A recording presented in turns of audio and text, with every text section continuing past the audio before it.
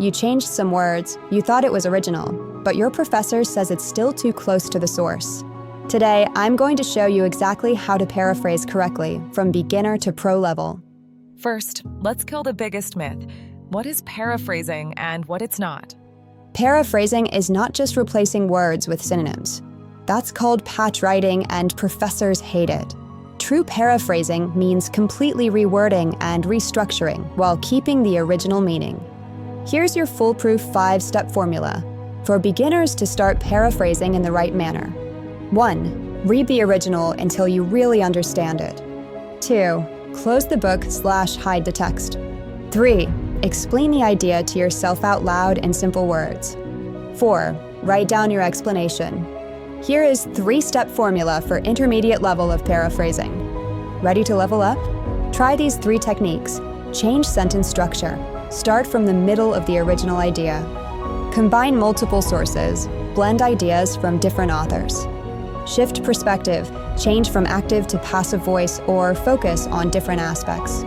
Use the they say/I say framework. Acknowledge the source, then add your analysis. Use the they say/I say framework. Acknowledge the source, then add your analysis.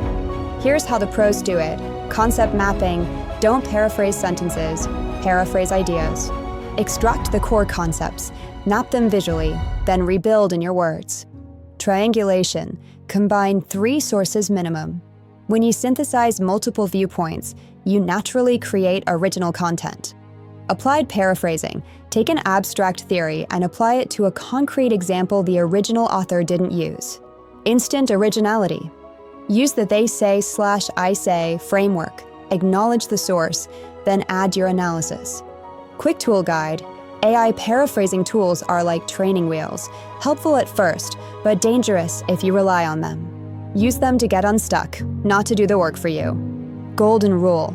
If a tool can do your entire paraphrase in one click, it's probably plagiarism.